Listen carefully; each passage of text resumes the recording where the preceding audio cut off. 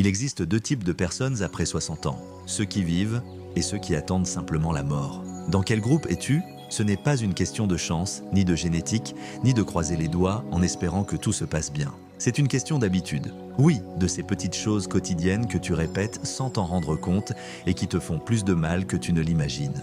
Cette vidéo n'est pas là pour caresser ton ego. Elle est là pour te secouer parce que si tu as déjà dépassé les 60, 70 ou 80 ans, il ne te reste plus de temps pour continuer à te mentir. Aujourd'hui, nous allons parler de ce qui te vieillit réellement. À l'intérieur comme à l'extérieur, de l'usure physique, émotionnelle et mentale que tu traînes à cause de tes propres décisions. Nous allons passer en revue les 11 mauvaises habitudes qui te volent ta vie sans que tu le remarques. Du stress qui te consume jusqu'à cette habitude de t'oublier toi-même en essayant de sauver tout le monde. Reste jusqu'à la fin car les 3 derniers points sont essentiels. Tu dois absolument les changer pour améliorer ta qualité de vie dans cette étape dorée. Alors tiens-toi bien car ce top va te faire mal. Mais il peut aussi t'ouvrir les yeux. Et si tu as un minimum de courage, peut-être que cela t'encouragera à changer. Sans plus attendre, commençons. Habitude numéro 11, toujours vouloir aider tout le monde. Je vais te le dire clairement, si tu vis pour sauver tout le monde, tu vas te noyer en premier. Oui, ça peut paraître dur. Mais ce qui est encore plus dur, c'est la fatigue que tu accumules. Tu es là pour tout le monde, toujours, celui sur qui on peut compter, celui qui résout les problèmes, qui écoute, qui prête, qui supporte. Mais j'ai une mauvaise nouvelle pour toi. Personne ne va venir te rendre l'énergie que tu laisses dans chaque service. Et non, il ne s'agit pas de devenir égoïste, il s'agit d'ouvrir les yeux, parce qu'aider tout le temps ne te rend pas bon. Ça fait de toi une cible facile pour qu'on t'utilise, qu'on t'épuise et qu'on te laisse tomber quand tu n'as plus rien à donner. Ce qui te vieillit vraiment. Sais-tu ce qui vieillit vraiment? L'âme fatiguée, le cœur frustré, le corps épuisé de porter le poids du monde pendant que personne ne te soutient. On t'a appris que donner est bien, que se sacrifier est noble, que le sacrifice est de l'amour. Mensonge. Le sacrifice sans équilibre, c'est l'abandon de soi-même. Et tu t'abandonnes chaque fois que tu dis oui, alors que tu veux dire stop. Les exemples concrets, ton fils a 40 ans, il vit chez toi sans rien payer et se plaint quand tu lui demandes quelque chose. Et toi, tu le soutiens comme s'il avait encore 15 ans. Ton frère t'appelle seulement quand il a besoin d'argent ou que tu résous ses problèmes. Ton conjoint ne t'écoute plus depuis des années, mais tu continues de lui servir son repas comme si de rien n'était. Et toi, pendant ce temps, tu es épuisé, frustré, fatigué, mais tu souris pour ne pas créer de problème. La vérité qui fait mal. Le pire, beaucoup de ceux que tu aides ne te remercient même pas. Parce que dès que tu donnes, ils s'habituent. Et quand tu arrêtes de donner, tu te rends compte que ce que tu croyais être de l'affection n'était en réalité que de l'opportunisme. Arrête de te plaindre de ce que tu permets. Tu sais bien où ça mène, mais tu continues quand même. La solution? Tu veux vivre plus longtemps et mieux? Commence par te choisir toi-même. Mets des limites, dis non, laisse tomber ceux qui ne veulent pas marcher à tes côtés. Parce que si tu continues à te vider pour les autres, tu vas finir vieux, brisé, frustré et seul. Tandis que ceux que tu as tant aidés poursuivront leur vie comme si de rien n'était. Avant d'aller plus loin, je te serais reconnaissant si tu mets un like à la vidéo. Si tu n'es pas encore abonné, je te recommande de t'abonner et d'activer la cloche pour ne manquer aucune vidéo. Habitude numéro 10. L'excès de stress. Le stress ne se voit pas, mais il te dévore de l'intérieur. Et je ne parle pas de ce petit « je suis un peu tendu ». Je parle de cet état constant de vigilance, de préoccupation, de serrer les dents en faisant semblant que tout va bien. Les ravages du stress chronique. Le stress chronique te vole des années de vie. Ce n'est pas une phrase toute faite. Il ruine ton sommeil, perturbe ta digestion, augmente ta pression, détruit ton système immunitaire. Et le pire, il change ton caractère. Tu deviens plus irritable, plus anxieux, plus amer. Tu deviens quelqu'un que même toi, tu ne veux plus supporter. L'exemple réel. Tu t'inquiètes pour tout. Que ton fils ne perde pas son travail, que les petits-enfants aillent eu bien, que la maison soit impeccable, que tout le monde soit bien. Et toi, dans tout ça, quand vas-tu être bien? Jamais. Parce que le stress t'a capturé dans une roue qui ne s'arrête pas, mais qui ne te mène nulle part. Ton conjoint te parle mal et tu te tais. Ta fille te demande un énième service et tu dis oui, bien que tu sois au bord de l'épuisement. Ton frère te met dans des ennuis qui ne te concernent même pas et tu les prends sur toi. Le prix à payer résultat? Un corps tendu, une tête pleine de bruit et un cœur qui se durcit chaque jour. Le stress ne te rend pas seulement malade, il te vieillit brutalement. Il te prend ta vitalité, il efface ton sourire, il te transforme en une personne fatigue, tendue, sans éclat. La solution? Tu veux vivre plus longtemps? Ralentis. Lâche ce que tu ne peux pas contrôler. Apprends à dire « cela ne me concerne pas ». Si tu passes ton temps à dire « je n'ai pas de temps pour moi », arrête de te mentir. Tu as du temps mais tu le gâches. Tu le donnes en préoccupations qui ne t'appartiennent pas. Le stress tue en silence. Il ne laisse pas de marque visible, mais il te ronge de l'intérieur. Et si tu ne fais rien aujourd'hui, ton corps te le fera payer avec intérêt demain. Habitude numéro 9, penser toujours négativement. Pourquoi toujours voir le verre à moitié vide ? Je vais te dire quelque chose qui ne va pas te plaire mais que tu dois entendre. Ta façon de penser ruine ta vie plus que n'importe quelle maladie. Le poison mental. Je ne parle pas de ces jours où tu n'es pas bien. Je parle de cette habitude malsaine de toujours voir le pire dans tout. Tu vis en attendant que tout tourne mal, tu doutes de tout, tu te méfies de tout, tu imagines des drames qui ne sont même pas arrivés, tu te réveilles et tu es déjà de mauvaise humeur pensant à ce qui pourrait mal se passer aujourd'hui. Et ça te vieillit, ça t'amortit, ça t'éteint. Parce que ta tête devient un endroit sombre. Et quand l'esprit devient une prison, le corps suit. Les exemples concrets, ton fils te dit qu'il commence quelque chose de nouveau et tu lui réponds « Et si ça ne marche pas ?» Ton petit enfant veut partir en voyage et tu lui dis « Fais attention, c'est dangereux ». Ton partenaire te propose de sortir et toi tu penses « À quoi bon ? Je vais sûrement avoir mal quelque part ». Ce n'est pas de la prudence, c'est de la peur, c'est de la négativité, les conséquences. Et cette énergie, tu la respires toi-même et tous ceux qui t'entourent. Après, tu te demandes pourquoi personne ne vient te chercher, pourquoi tout te pèse, pourquoi rien ne te satisfait. Sais-tu combien d'opportunités tu tues à penser comme ça ? Combien de gens s'éloignent parce qu'ils n'en peuvent plus de ton nuage gris, le changement nécessaire. Tu veux vivre plus longtemps ? Tu veux te sentir mieux ? Commence par ta tête. Change la manière dont tu parles, dont tu penses, dont tu réagis. Oui, c'est difficile. Mais tu sais ce qui est encore plus difficile ? Vivre des années à traîner avec une attitude qui empoisonne chaque moment, qui pourrait te faire du bien. Arrête de te dire « mais », ces « mais » sont ce qui te maintient dans la stagnation. La négativité est un poison lent. Tu le bois tous les jours sans t'en rendre compte et tu es en train de te détruire. Habitude numéro 8, ne pas bouger, avoir une vie sédentaire. Tu veux vieillir vite, te sentir lourd, perdre ta force, tomber malade et dépendre des autres. Alors continue de rester assis toute la journée, immobile, éteint, en laissant ton corps s'oxyder comme une machine abandonnée. La vérité brutale.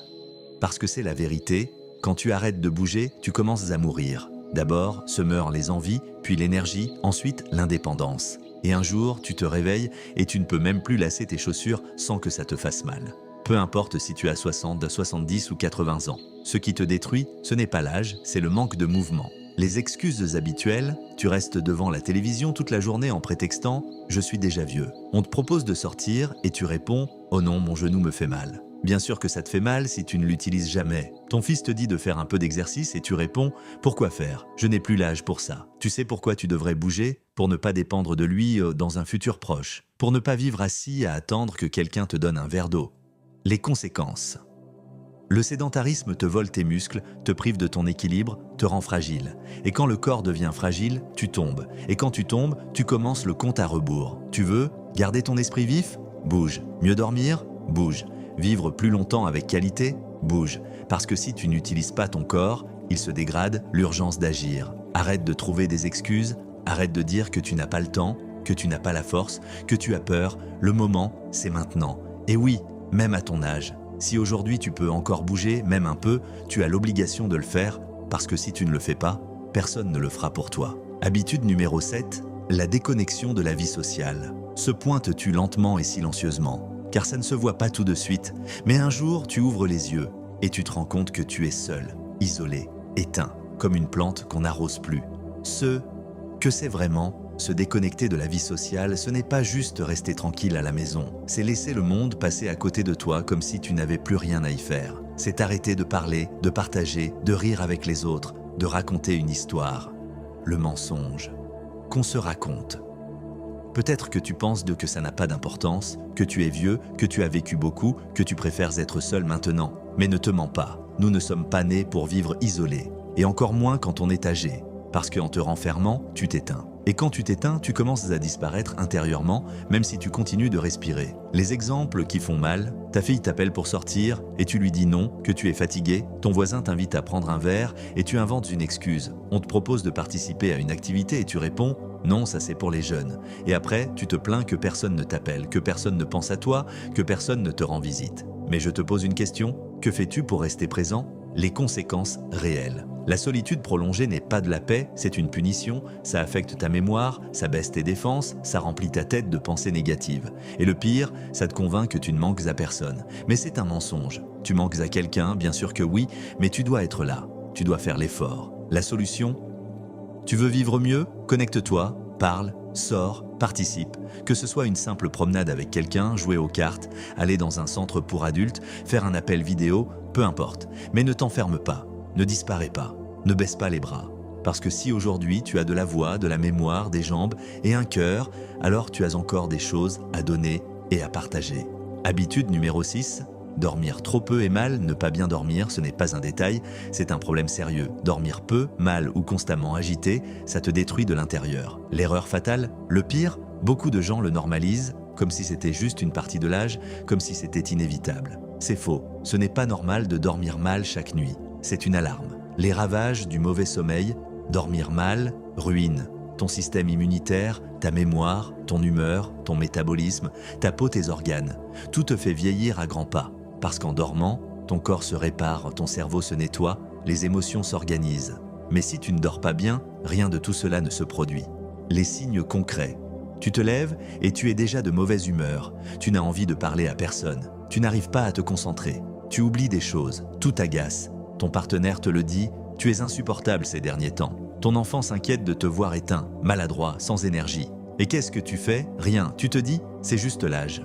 Les mauvaises habitudes. Tu restes tard à regarder la télé avec le volume à fond, tu t'endors avec ton téléphone dans les mains, la tête pleine de soucis qui ne te concernent même pas. Tu te réveilles 3 ou 4 fois pendant la nuit et tu ne fais rien pour résoudre ça.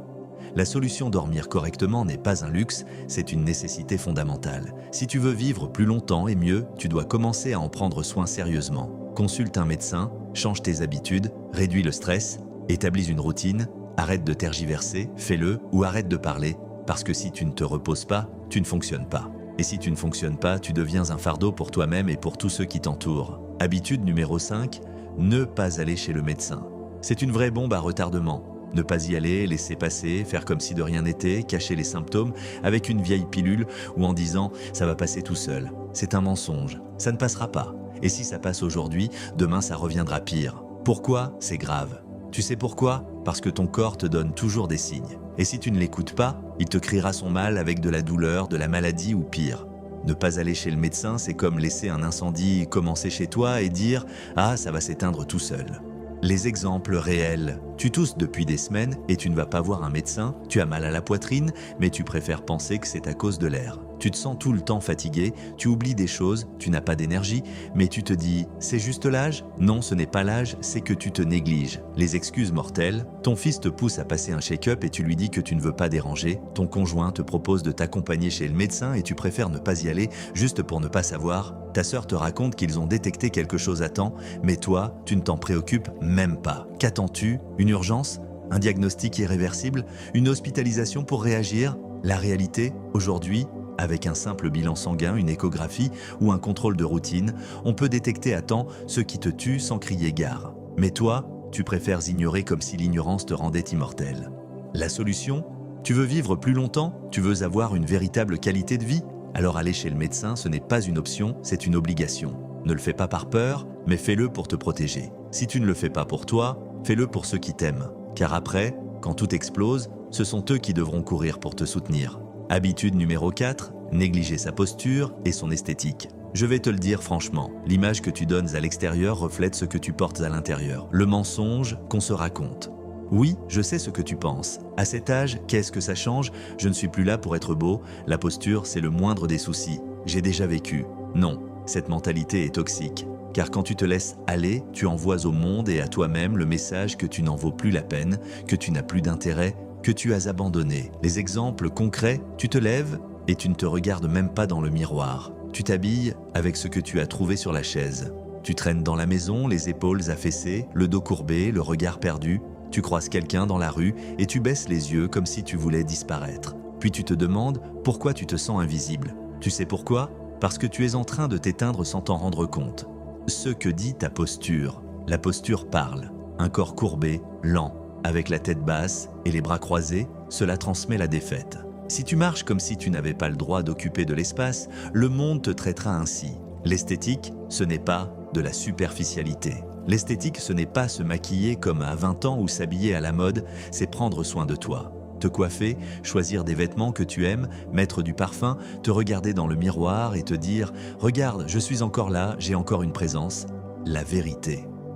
Dur, tu as un partenaire, ça ne te donne pas le droit de te laisser aller. Tu as des enfants grands? Cela ne signifie pas que tu n'as plus de raison de bien paraître, tu dois te faire belle ou beau pour toi-même. Parce qu'au moment où tu te soignes, où tu te redresses, où tu lèves le regard, quelque chose change. Tu te sens plus fort, plus vivant, plus présent. Et ça, ce n'est pas de la superficialité, c'est de l'estime de soi, de la dignité. Écoute bien, je vais maintenant te révéler les 3 derniers comportements que tu dois éliminer immédiatement de ta vie si tu veux vivre pleinement ta vieillesse. Mais avant, si tu es arrivé jusqu'ici, laisse-moi un commentaire en me disant d'où tu regardes cette vidéo. Je t'encourage à t'abonner si tu ne fais pas encore partie de notre communauté et à laisser un like, ça m'aide beaucoup.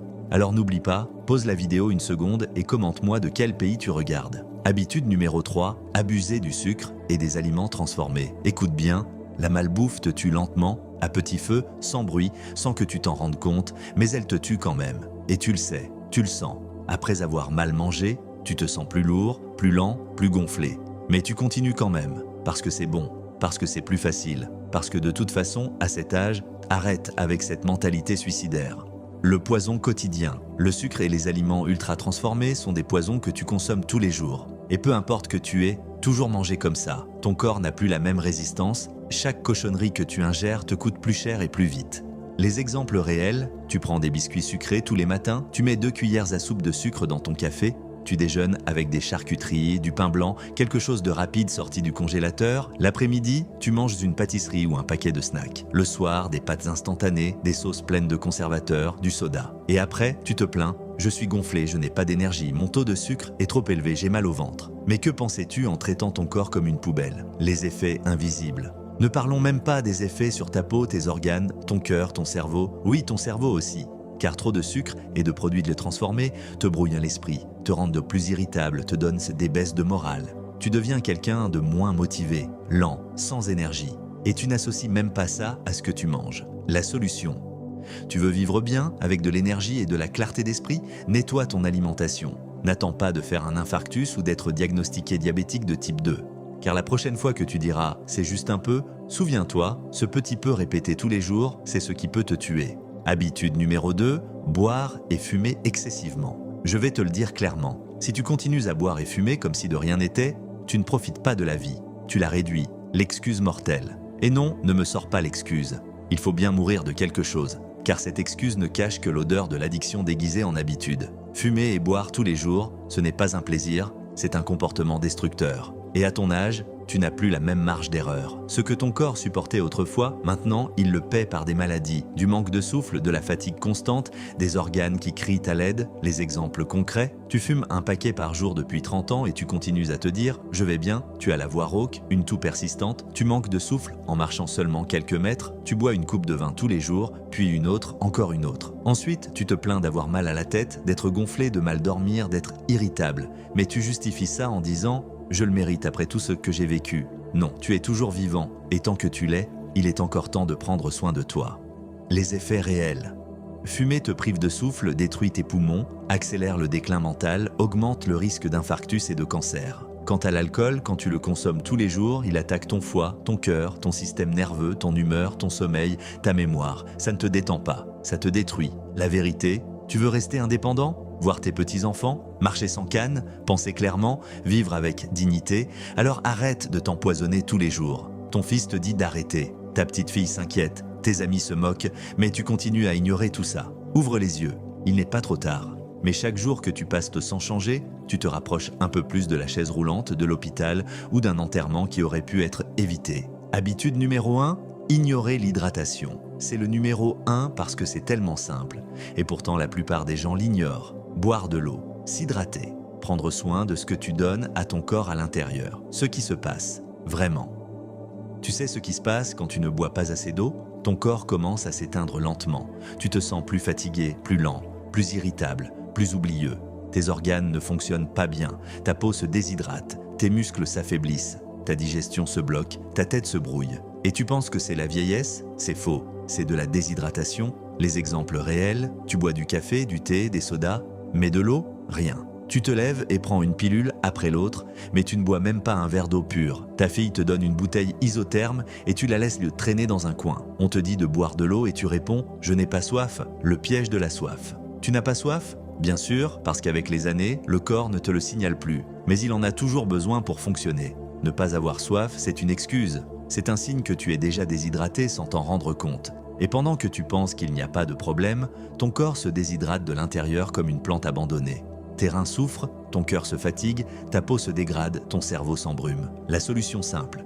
Tu veux vivre plus longtemps? Tu veux te sentir plus léger, plus clair, avec plus d'énergie? Bois de l'eau tous les jours. Sérieusement, ce n'est pas une mode, ce n'est pas une recommandation d'un magazine, c'est une nécessité vitale. À cet âge, l'ignorer, c'est un suicide lent. La vérité finale, et ne viens pas me dire que ça te fatigue d'aller aux toilettes. Que préfères-tu? Aller souvent aux toilettes ou finir avec un problème rénal parce que tu ne t'hydrates pas comme il faut? L'eau, c'est la vie. Et si tu ne donnes pas d'eau à ton corps, tu choisis de mourir plus vite. C'est aussi simple que ça, aussi dur que ça, aussi réel que ça.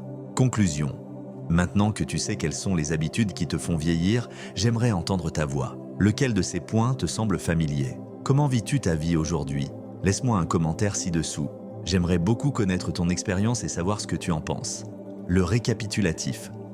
Rappelons ensemble ces 11 habitudes destructrices. 1. Ignorer l'hydratation, l'eau c'est la vie. 2. Boire et fumer excessivement, tu réduis ta vie. 3. Abuser du sucre et des aliments transformés, un poison quotidien. 4. Négliger sa posture et son esthétique, ton image reflète ton âme. 5. Ne pas aller chez le médecin, une bombe à retardement. 6.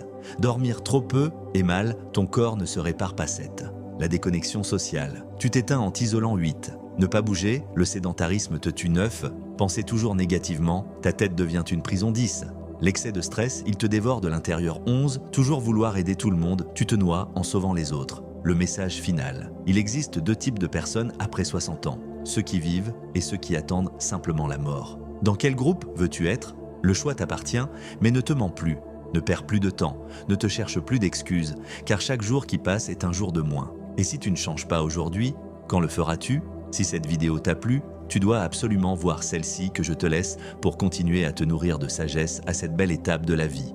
N'oublie pas de t'abonner, de liker et de partager cette vidéo avec quelqu'un qui en a besoin. Prends soin de toi, tu le mérites. À très bientôt.